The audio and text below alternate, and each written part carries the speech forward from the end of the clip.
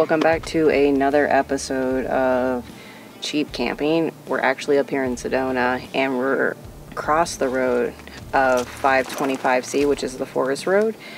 And a lot of things have changed up here in Sedona, which we're going to talk to you guys about. But also, we're going to have our RB sandwiches tonight. So we're super excited about that, but let's get camp set up.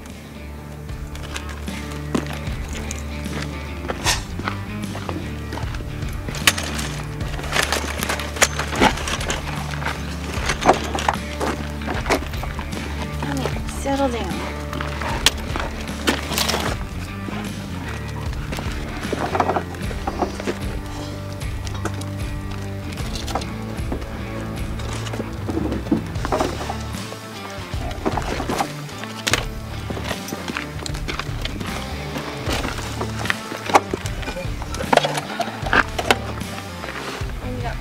Yep. We're Always.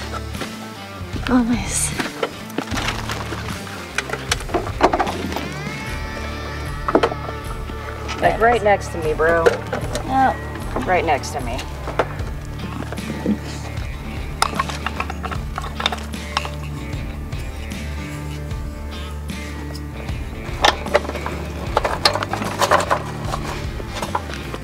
So these are kind of what these designated sites look like. They're not this big, but we've got a van over there.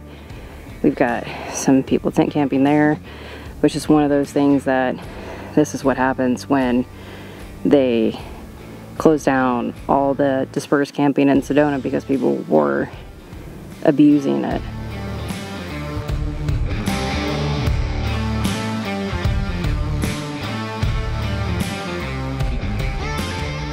So it's definitely been 2 years since you guys have seen us up here. Our very first video was actually in our 4Runner, camping on the 525 road, actually on the other side of the 89. And then, I mean, it was free for all. Like, you could camp anywhere, there was flat grounds, you could do whatever you wanted.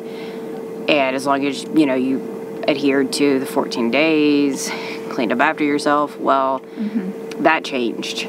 Because that didn't happen. Yeah. So when we went up, it was packed. There was so much trash. And Sedona was like, we're done with it. And so what they did, which is similar to what Prescott did, was that they made designated camping spots now for dispersed. So it's still free. But the problem was is that a lot of people took advantage of this. And when places get trashed, this is what happens. Yeah, and it was expanding way too far, too. Initially, it was just a small area, and then people kept going further and further and further out and taking up more of the wildlife area. Absolutely. So with that expansion of people, and Sedona being as popular as it is, as much tourism as they get, people were actually living there way longer than they should have, too. Yeah, way past the 14 days, like months. Yeah. Plus. Yeah. So this is a good example of what happens when you trash an area.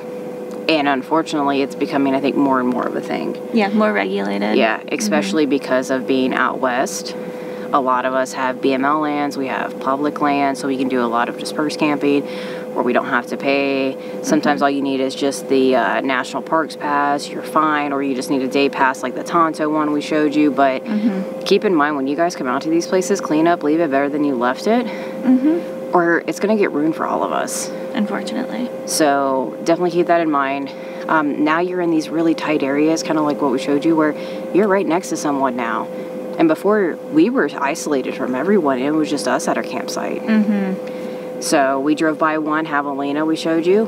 The place was packed. It was very full. Yeah. Because coming down further to the Angel one here, you couldn't be longer than 24 foot. And I see why, because the road coming in, it's pretty tight. I think it said 25, but no, it was 24. 24? Okay. It was 24. So because like the Echo, if I'm correct, Winnebago Echo is 24 feet long. It's a little bit boxier. So it's definitely one of those things that you want to be cautious of. So because we picked up a stick. I've never seen her pick up a stick before. Are we going to chew on it like a bone? Yeah, we are.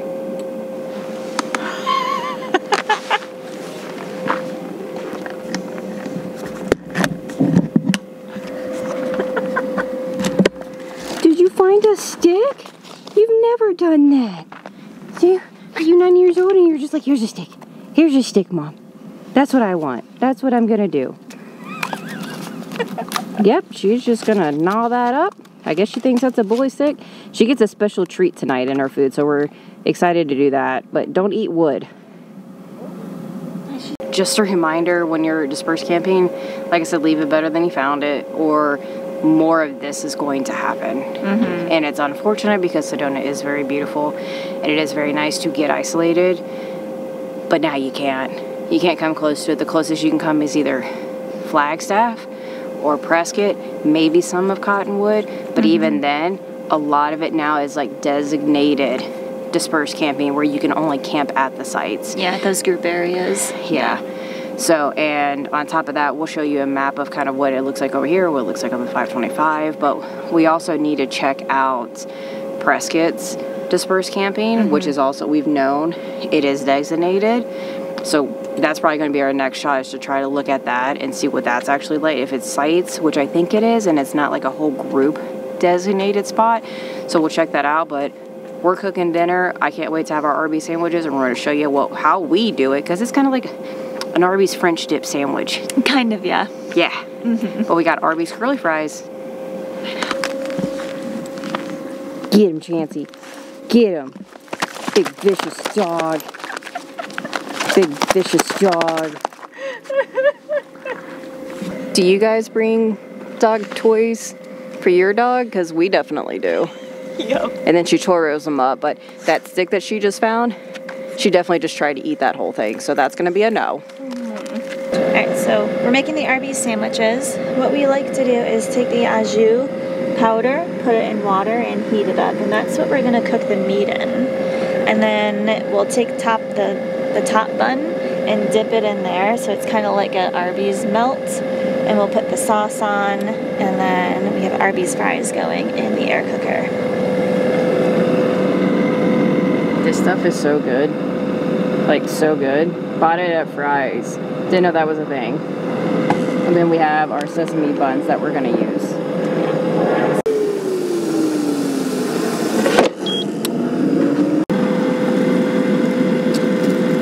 So we just got a half a pound of roast beef, which obviously, you know, this is not how Arby's does it, but this is how we do it.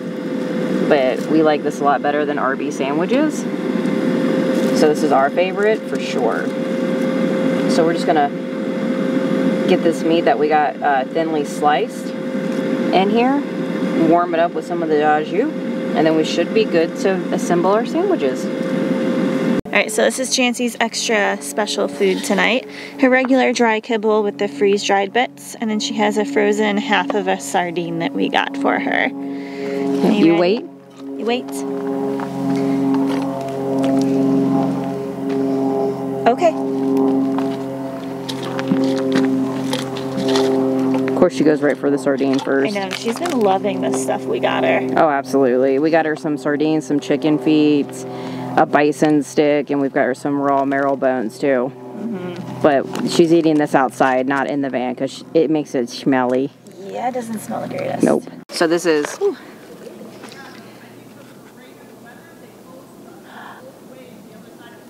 Really? So we just heard these guys talking. Apparently the other side of 525 where we've been before, it's actually closed because of all the rain that we've gotten lately. Yeah. So apparently this is the only place that's open now. That's crazy. That's why the other one's so full. That's the other one so full.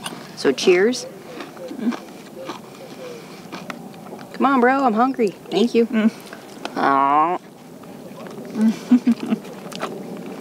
It's so good, guys. You should try it. But it's not what we would call a cheat meal. It's just having to limit that red meat in our diet. Yeah. So we like to indulge, especially when we're camping. So it's really nice. Yeah. But roast beef is my favorite. oh yeah, roast beef is our favorite.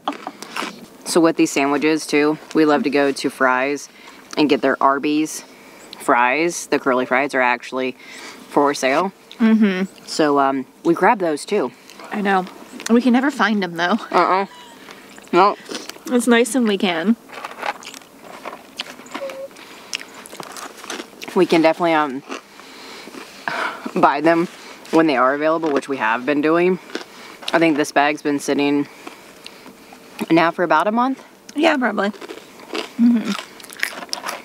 They're not as good, which is fine because they're not deep fried.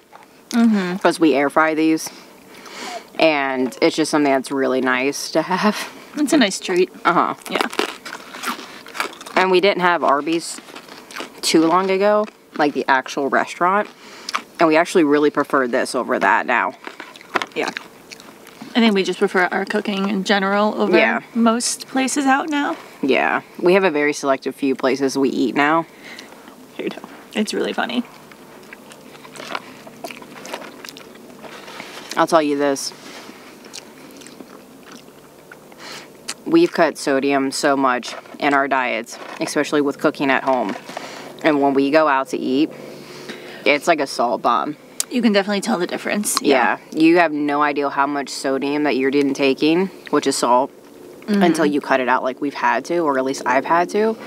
And it makes a world of difference. You can tell we get all swollen now. We'll probably be swollen after this, actually. We might be, yeah. But we are going to finish up our dinner, light the fire, because there is no campfires here. So as in wood burning. Cannot do it. Yep, or charcoal. So we can have our propane, which we brought, so we can have a little bit of a fire, and then probably check in for the night, and hopefully there should be some good stars tonight. I know, I'm hoping so too. It'll be really pretty. Yeah. I'll check in with you guys later.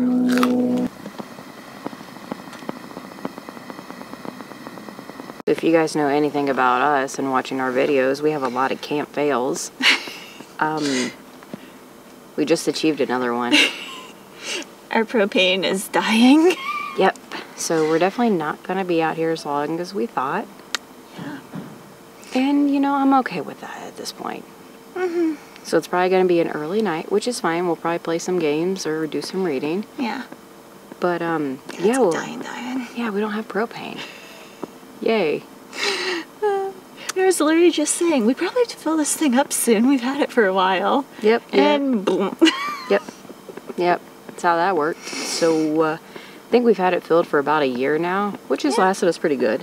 We've used it for lots and lots of hours. Yeah, we've used that, and then we've used, like, our iCamper stovetop that we had. Cooking with it, and then fire pit, obviously. So we're just going to enjoy the last little bits of flames that we have and see what the night brings us. Yeah.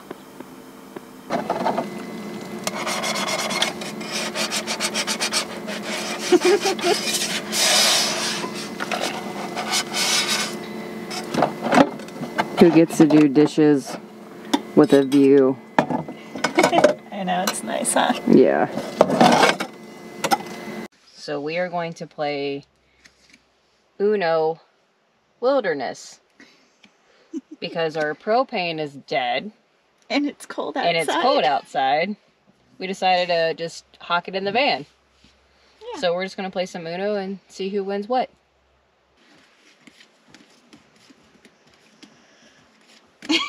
She's snoring so bad.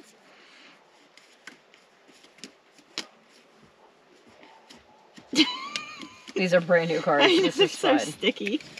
And then you flip one. Oh yeah, thank you. Yeah. Oh, this is going to be rough because we don't know. We don't know what. Like, you see the numbers, like, in the middle usually. Yeah, it's kind of weird. They're pretty, though. Yeah, they are. Yeah.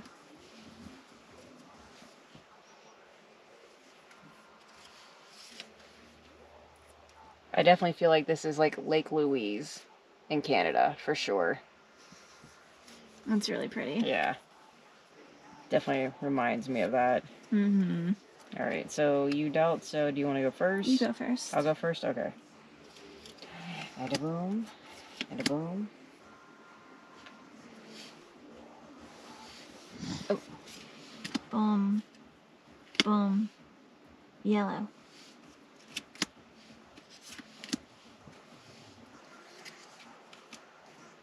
It's like teal colors. They're weird. I know. They're not normal colors. No. That's a 9? Yes. Yeah. It's some of the lines underneath where it is.